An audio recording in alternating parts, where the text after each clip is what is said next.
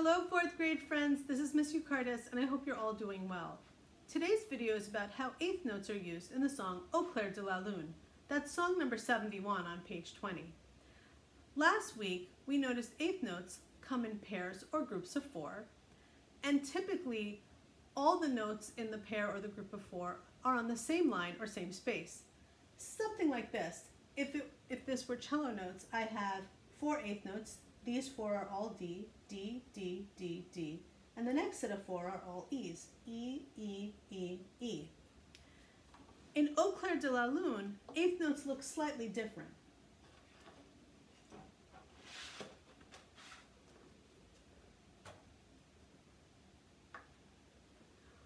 Au Clair de la Lune is four measures in your book. The first two measures and the last two measures are the same. On my music stand, I have the first two measures. This song also uses the notes D, E, and F sharp. Those are the only notes you have in this song.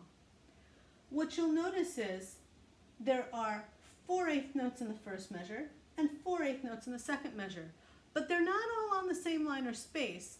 The note sometimes bumps up, or in this case it goes up and then it bumps down. So sometimes I get questions about how come it looks different. Well, in this case, the composer of Au Clair de la Lune, he didn't want the same note being played all four times. He wanted a change of sound, so then the notes have to change on the music staff.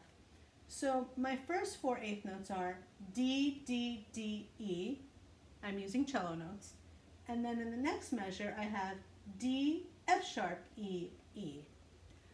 So since the notes are different, your fingers are going to have to switch in order to play the right note at the right time. So I'm going to play Au Clair de la Lune for you, and you can watch how my hand changes as the eighth notes change. So I have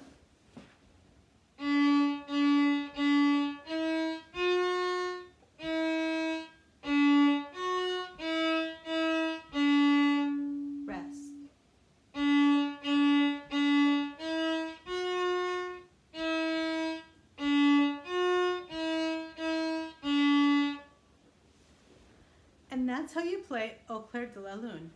If you have any questions, please have your parents send me an email.